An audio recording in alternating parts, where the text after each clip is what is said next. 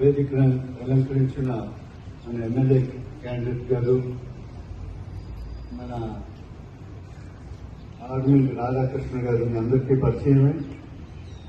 వారికి అలాగే ఇవాళ మన స్టాఫ్, మన వర్కర్స్, మన ఆంధ్ర షుగర్స్ తరఫున మీరందరూ కూడా ఈవేళ నేను మీ అందరికీ చెప్పాను. గత 5 సంవత్సరాల క్రితమే ఇక్కడే మాట్లాడాను, ఇదే విషయం మాట్లాడాను, ఇలాగే జరుగుతుందని కూడా మీ అందరికీ చెప్పాను. మన రాష్ట్ర పరిస్థితి ఇలాగ అవుతుంది అని కూడా ఆ రోజు చెప్పాను. ఎందుకంటే ఆ వ్యక్తి గురించి మాకు పర్సనల్ గా తెలుసు. మాకు జూనియర్ గా పబ్లిక్ స్కూల్లో నాకు 8 సంవత్సరాలు జూనియర్. ఆ రోజున పబ్లిక్ స్కూల్ అంటే చాలా డిసిప్లిన్డ్ గా ముందుకెళ్లే స్కూల్ అది. అలాంటి స్కూల్లో టీచర్లు కొట్టినవాడు ఫస్ట్ వ్యక్తి ఇతనే. అతను 3 సార్లు తీసి ఇచ్చారు. ఇతనికి 3 సార్లు తీసి ఇస్తే రాజశేఖర రెడ్డి గారు 3 సార్లు వెళ్ళి బతిమాలి ఆయన మళ్ళీ క్లాస్లో పెట్టారు. తర్వాత 10వ క్లాస్ కూడా బయట రాయించారు, స్కూల్లో రాయలేదు. ఇలాంటి వ్యక్తి గురించి మాకు బాగా తెలుసు. అప్పుడే చెప్పాను 5 సంవత్సరాలు ఇతను బయటకు వస్తే ఏ రకంగా ఉంటాడో అని. తండ్రి అతని ఎలక్షన్ల కోసం కృష్ణబాబు గారిని పిలిచి నా ఇల్లు అమ్ముకుంటాను 2 కోట్లకి ఆ రోజునే అంటే కృష్ణబాబు గారు అందరికి చెప్పారు, ఏంటంటే ఈయన ఎలక్షన్కి వస్తున్నాడు 2 కోట్లకి ఇల్లు అమ్ముతాను అంటున్నాడు, మెయిన్ రోడ్డు మీద ఉంది. అలాంటి వ్యక్తి ఈవేళ ఎన్ని కోట్లకి పడగెత్తాడో చూడండి. ఒక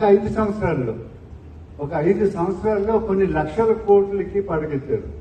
అంటే ఒక పెద్ద ఇండస్ట్రీలో ఇంకో తీసుకునేది కాదు, ఒక సంస్థల్ని పాడు చేసి ఆ సంస్థల ద్వారా అతను సంపాదించుకున్నటువంటి ఆస్తులు ఒక వ్యక్తి నుంచి కాదు, సంస్థల నుంచి. ఈవేళ 5 సంవత్సరాల్లో మీరు చూడండి డెవలప్మెంట్ అంటే ఒక్క ఇండస్ట్రీ ఉందా అక్కడి నుంచి పై నుంచి కింద దాకా. శ్రీకాకుళం నుంచి తీసుకోండి, మెడ్రాస్ దాకా చూడండి, ఒక్క ఇండస్ట్రీ లేదు.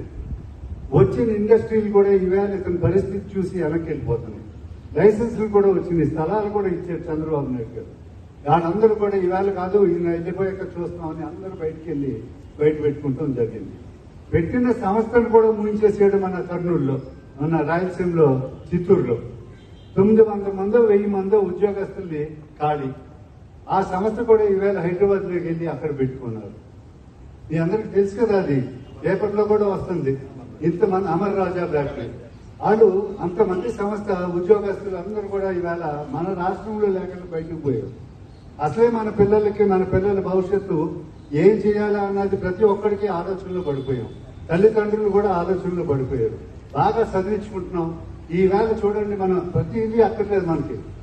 మన ఆంధ్ర షుగర్స్ లోనే 40 సంవత్సరాలు ఉన్నటువంటి వారి పిల్లలు ఏ స్థాయిలో ఉన్నారో చూడండి. నేను అనేది ఒక జిఎంలు, ఏ జిఎంలు లెవెల్ కాదు, ఫిట్టర్ లెవెల్ నుంచి. ఫిట్టర్ లెవెల్లో ఆడ పిల్లలు ఇంకా ఒక మెట్టు ఎక్కారు, వాళ్ళు ఇంకా ఒక మెట్టు ఎక్కారు. అలాగే జిఎం లెవెల్ ఆడ మెట్టు ఇంకా పైకి వెళ్ళారు, బయట స్థానాల్లో ఉద్యోగాలు తెచ్చుకుంటున్నారు.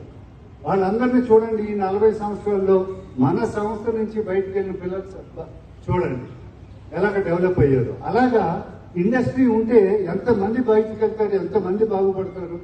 అలాంటిది ఈవేళ ఒక్క ఇండస్ట్రీ లేకుండా ఉన్న ఇండస్ట్రీని కూడా మూసుకుంటా వచ్చేసారు.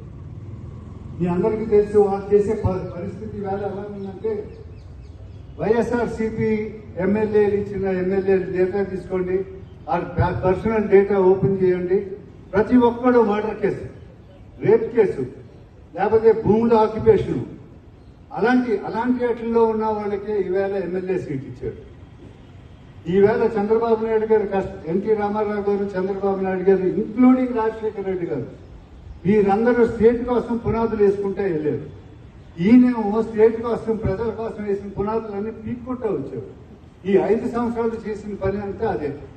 తర్వాత ఏ సంస్థ తీసుకోండి, నేను రెవెన్యూ సంస్థ అయితే ఆ సంస్థ నాశనం అయిపోయింది. ఆర్టీఓకి తెలియదు ఏం చేయాలో, ఎంఆర్ఓకి తెలియదు ఏం చేయాలో. ఈవేళ పరిస్థితి అలాగొచ్చింది. మన ల్యాండ్ డాక్యుమెంట్స్ ఈవేళ టీవీ ఆన్ చేస్తుంటే అదే చెప్తున్నారు, 24 గంటలు అదే. కావాలంటే టీవీ ఆన్ చేసి చూడండి. రియాలిటీ ఎవరి చిన్న వ్యక్తి కూడా, ఆసాము కూడా అతని ప్రాపర్టీ మీద అతనికి హక్కు లేకుండా చేస్తున్నారు. అంతా మొత్తం గవర్నమెంట్ హోల్డ్. పైగా దాని ఇన్ఛార్జ్ ఎవరు అంటే పొలిటికల్ గా నామినేట్ చేసే వ్యక్తే ఇన్ఛార్జ్ అంట. అంటే నేను ఏ పని ఎవరి పని చెప్తే ఆడు ఆస్తి నాకు అయిపోతుంది. ఎవరిదైతే లిటిగేషన్ పెట్టాలో అది ఈజీగా లిటిగేషన్ లో పెట్టేయచ్చు. ఎవరికి సొంత ఆస్తి అన్నది భయంగా ఉంటారు. వాళ్ళు ఈవేళ వారికి కావాల్సింది లోన్లు, వాళ్ళ పిల్లలు చదువుకోవడానికి లోన్లు కావాలి, ఆస్తుల మీద తెచ్చుకుంటారు, అపార్ట్మెంట్ల మీద తెచ్చుకుంటారు. అపార్ట్మెంట్ల మీద కొత్త అపార్ట్మెంట్లు ఇవ్వాలంటే బ్యాంకుకి వెళ్ళి లోన్ తెచ్చుకుంటే కానీ కొత్త అపార్ట్మెంట్ తీసుకోలేము. కానీ అలాంటి పద్ధతి ఈవేళ మారిపోయింది. ఈవేళ బ్యాంక్కి వెళ్ళాలంటే మన మీద ఆస్తి లేదు, అది రిజిస్ట్రేషన్ లోని గవర్నమెంట్ పేరున వెళ్తుంది. అక్కడి నుంచి ఆళ్ళు క్లియరెన్స్ ఇస్తే కానీ మన ఆస్తి మీద మనం లోన్ తెచ్చుకోలేము.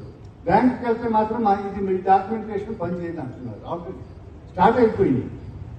అలాంటి పరిస్థితుల్లో మన పిల్లల్ని ఎలా చదివించుకుంటాం? మన అపార్ట్మెంట్లో చిన్న చిన్న ఆస్తులు కొనుక్కోవాలంటే ఎలా కొనుక్కుంటాం? అమ్మేవాడు ఎలా అమ్ముతాడు, కొనేవాడు ఎలా కొంటాడు?